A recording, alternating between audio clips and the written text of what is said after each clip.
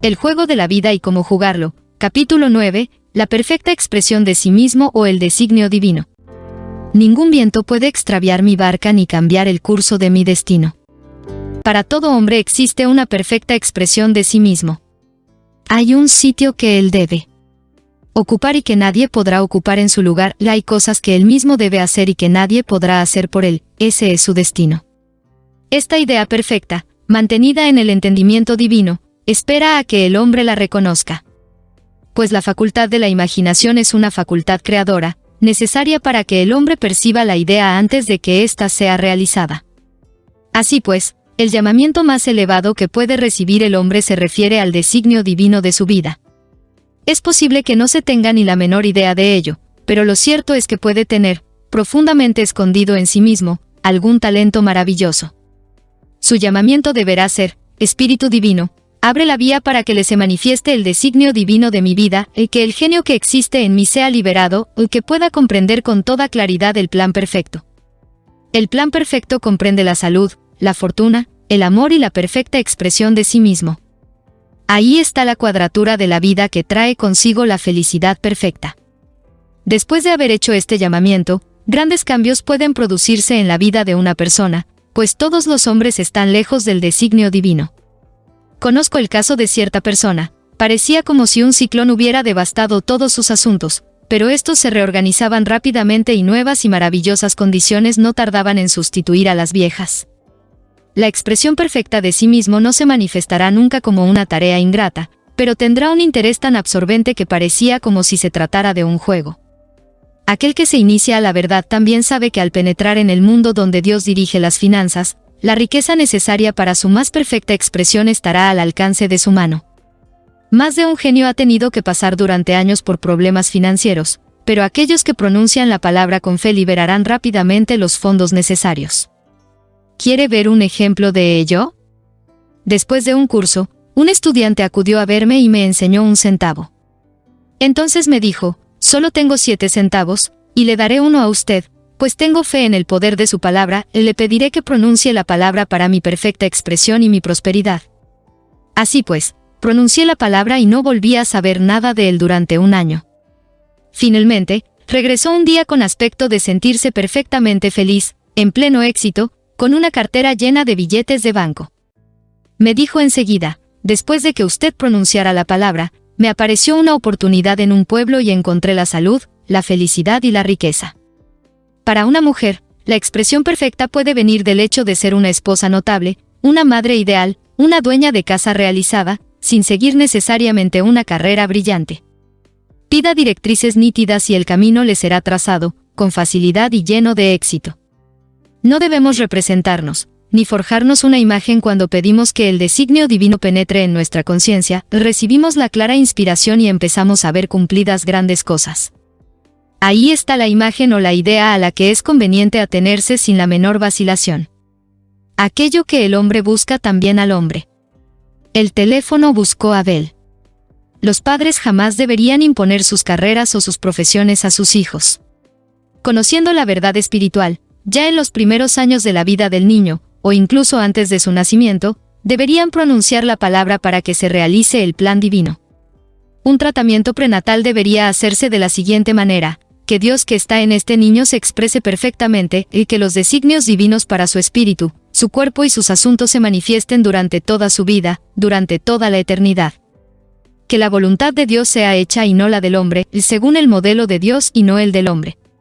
Este es el mandamiento que encontramos constantemente en las Escrituras, y la Biblia es un libro que trata de la ciencia del espíritu y que enseña al hombre a liberar su alma, el subconsciente, de la esclavitud. Las batallas que se describen en ese libro representan las luchas del hombre contra los pensamientos mortales. Los enemigos del hombre serán aquellos de su propia casa. Todo hombre es Josué y todo hombre es David que extermina a Goliat, el pensamiento, el entendimiento mortal, gracias a una pequeña piedra blanca, la fe. Así, el hombre debe vigilar para no ser un mal servidor que entierra su talento, para no servirse de aquellos dones que entrañan terribles penalidades. Con frecuencia, el miedo impide al hombre expresarse correctamente. El miedo ha atormentado a más de un genio, pero el miedo puede superarse por medio de la palabra pronunciada o por el tratamiento, o el individuo pierde, toda la conciencia de sí mismo y siente solamente que hay solo un medio para expresar la inteligencia infinita. Se encuentra entonces bajo la inspiración directa, liberado de todo miedo, lleno de confianza, pues siente al Padre que hay en él y que actúa. Un joven asistía con frecuencia a mi curso, en compañía de su madre. Me pidió que pronunciara la palabra para un examen al que iba a tener que someterse. Yo le aconsejé que hiciera esta afirmación: estoy unido a la inteligencia infinita, sé todo lo que debo saber sobre esta asignatura. Él poseía excelentes conocimientos de historia, pero no estaba muy seguro de sus conocimientos en aritmética. Tuve la ocasión de verle poco tiempo después. Pronuncié la palabra para la aritmética y recibí una de las mejores notas, pero me fié de mí mismo para la historia y mis notas fueron muy bajas. El hombre recibe un golpe cuando está muy seguro de sí mismo, pues ha puesto toda la confianza en su personalidad y no en el Padre que está en él. Otra de mis alumnas me dio el siguiente ejemplo. Un verano, hizo un largo viaje, visitando numerosos países cuya lengua ignoraba. A cada instante pedía las directrices y la protección divinas, y todo se resolvía milagrosamente. Sus equipajes jamás se retrasaron ni se perdieron. Siempre encontraba los mejores hoteles y todo le fue perfectamente servido. Regresó a Nueva York donde, al conocer la lengua, pensó que Dios ya no era necesario e hizo sus cosas sin rogarle más.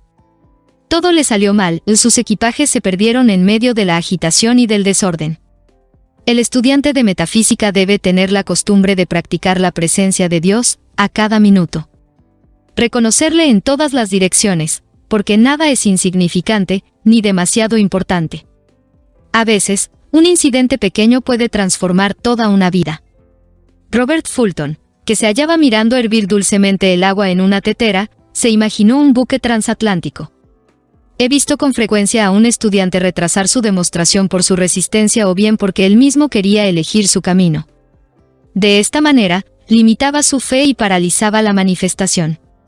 Mis caminos y no tus caminos, ordena la inteligencia infinita. En el caso de cualquier clase de energía, ya se trate del vapor o de la electricidad, es necesario un instrumento que no ofrezca ninguna resistencia y ese instrumento es el hombre. Constantemente, las escrituras le aconsejan al hombre que esté tranquilo. Oh Judá, no tengas miedo, pero mañana sal a su encuentro, pues el Señor estará contigo. No tendrás que combatir en esta batalla, relájate, ten tranquilidad y contempla la liberación del Señor que está contigo. Así lo constatamos en el caso anterior en el que una señora recibió del propietario del inmueble donde vivía sus $2,000 cuando ella adoptó una actitud no resistente y de una fe imperturbable, y también en el caso de aquella otra que ganó el amor del hombre al que amaba cuando hubo cesado todo sufrimiento. El objetivo del estudiante en metafísica es el equilibrio, el dominio de sí mismo. El dominio de sí mismo es su fuerza, pues da a la fuerza Dios la posibilidad de fluir a través del hombre, a fin de actuar según su bien querer. Dueño de sí mismo, el estudiante piensa claramente y toma rápidamente las decisiones correctas. La suerte no le falta nunca. La ira altera la visión, envenena la sangre, es la causa de enfermedades y de decisiones que conducen al desastre. La ira suele incluirse entre los pecados capitales, tanto en cuanto a sus reacciones como en cuanto a sus efectos maléficos. El estudiante aprende que en metafísica la palabra pecado tiene un sentido mucho más amplio que aquel que se enseñaba antiguamente. Todo lo que es contrario a la fe es pecado. Se da cuenta de que el miedo y la inquietud son pecados mortales. Es la fe a la inversa, ya que por medio de imágenes mortales deformadas, provoca precisamente aquello que rechaza. Su trabajo consiste en rechazar a sus enemigos, más allá del subconsciente. Cuando el hombre esté exento del miedo, será perfecto. Pero como dijo Maeterlinck, el hombre tiene miedo de Dios. Así pues, tal y como hemos visto en los capítulos anteriores, el hombre no puede vencer el miedo más que enfrentándose a aquello que lo asusta. Cuando Josafat y su ejército se preparaban para salir al encuentro del enemigo, cantó: «Loado sea el Señor, pues su misericordia dura por toda la eternidad». Se dio cuenta entonces de que sus enemigos se estaban matando los unos a los otros, y que ya no quedaba nadie contra quien combatir. Una persona había pedido a una de sus amigas que transmitiera un mensaje a una tercera persona. Una persona había pedido a una de sus amigas que transmitiera un mensaje a una tercera persona. Esta amiga temía dar ese paso pues la razón le aconsejaba: no te pelees por este asunto y no te hagas responsable de este encargo. Se sentía bastante inquieta, a pesar de haber pronunciado su palabra. Finalmente, decidió afrontar al león e hizo un llamamiento a la ley de la protección divina.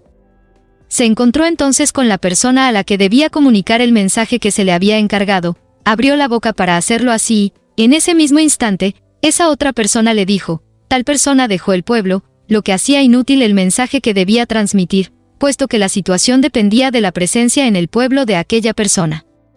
Como quiera que se le había rogado que actuara, es decir, que no resistiera, no se sintió obligada, precisamente porque no tenía miedo, la situación embarazosa desapareció por sí sola. Los estudiantes retrasan a menudo su demostración manteniendo la idea de que estaba incompleta, y deberían hacer la siguiente afirmación: en el Espíritu Divino, todo está alcanzado, o por lo tanto, mi demostración está completa, mi trabajo es perfecto, mi hogar es perfecto y mi salud también es perfecta. Cualquier cosa que pidamos, son ideas perfectas, archivadas en el entendimiento divino y que deben manifestarse por la gracia y de una manera perfecta. Hay que dar las gracias por haber recibido en lo invisible y prepararse activamente para recibir en el plano visible. Otra de mis alumnas tenía la necesidad de hacer una demostración pecuniaria, acudió a verme para preguntarme por qué esta demostración no llegaba a producir un resultado. Quizá tenga usted la costumbre de no terminar aquello que emprende, y su subconsciente haya tomado la costumbre de no llegar a terminar las cosas, como ocurre afuera ocurre adentro. Tiene usted razón, me respondió ella. Empiezo a hacer muchas cosas que no termino jamás. Voy a entrar en mi casa y a terminar de hacer una cosa que empecé hace varias semanas. Estoy segura de que eso será el símbolo de mi propia demostración. Se dedicó a terminar esa tarea y, al cabo de poco tiempo, consiguió terminar el trabajo. Poco tiempo después, el dinero le llegó de una manera curiosa. Aquel mismo mes, su marido recibió una paga doble de su salario. Convencido de que se trataba de una equivocación, lo comunicó así a sus jefes, y estos, debido a su honradez, le dijeron que se lo quedara. Cuando el hombre pide con fe, no puede dejar de recibir, pues Dios crea sus propias vías. A mí, en ocasiones, me hacen esta pregunta: suponga que se tienen varios talentos. ¿Cómo saber cuál de ellos elegir? Pida recibir una dirección clara, y diga: Espíritu Infinito, dame una indicación clara, revélame cuál debe ser mi perfecta expresión, enséñame cuál es el talento que debo utilizar actualmente. He visto a personas liberarse, bruscamente, de una tarea y encontrarse plenamente competentes con poco o casi ningún aprendizaje. Yo afirmo, estoy totalmente equipada para el plan divino de mi vida, y afronto sin miedo las ocasiones que se presentan.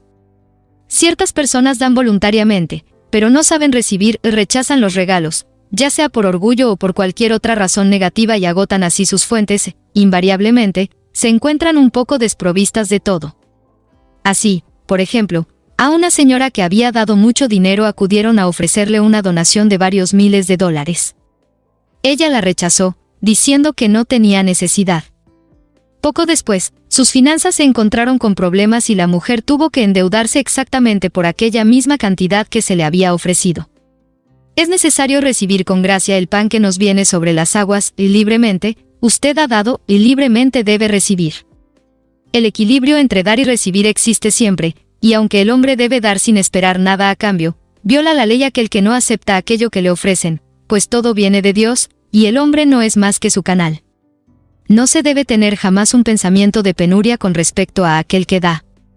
Por ejemplo, cuando el oyente del que ya he hablado me entregó su centavo, yo no pensé: pobre hombre, no está en condiciones de darme este centavo. Lo he visto rico y próspero, recibiendo su parte de la abundancia que existe. Fue ese pensamiento el que le indujo a actuar como lo hizo. Si no se sabe recibir, es necesario aprender, para hacer brotar las fuentes, saber aceptar lo que se nos ofrezca, aunque solo sea un sello. El Señor ama tanto a aquel que sabe recibir como al que sabe dar. Con mucha frecuencia se me ha preguntado por qué un hombre nace rico y saludable y otro pobre y enfermo. Allí donde se produzca un efecto, hay siempre una causa, y el azar no existe. Esta cuestión encuentra su respuesta en la ley de la reencarnación. El hombre pasa por numerosas vidas, por numerosas muertes, antes de conocer la verdad que le permite ser libre. Se siente atraído hacia la tierra a causa de sus deseos anteriores insatisfechos, para pagar sus deudas kármicas o para cumplir con su destino. Por lo tanto, aquel que nace rico y saludable mantuvo en su subconsciente, en el transcurrir de su vida anterior, las imágenes de riqueza y de salud, mientras que aquel que está enfermo y pobre, creó las imágenes de enfermedad y pobreza. En cualquier plano que esté, el hombre manifiesta la suma total de las convicciones de su propio subconsciente. Sin embargo, el nacimiento y la muerte son leyes establecidas por los hombres, pues el pago del pecado es la muerte, la expulsión de Adán de la conciencia por haber creído en dos poderes, el bien y el mal. El hombre real y el hombre espiritual no conocen el nacimiento ni la muerte. Él jamás nace y jamás muere, sino que está en el comienzo y estará siempre. Así pues, por el conocimiento de la verdad, el hombre se libera de la ley del karma, del pecado y de la muerte y manifiesta al hombre creado a imagen de Dios y según su semejanza. Su liberación se produce cuando ya ha cumplido su destino, haciendo surgir la manifestación del designio divino de su vida. Su Señor le dirá: «Está bien, buen y leal servidor, tú has sido fiel en unas pocas cosas, yo te restableceré en muchas, incluyendo la muerte misma, entra en el gozo de tu Señor, la vida eterna».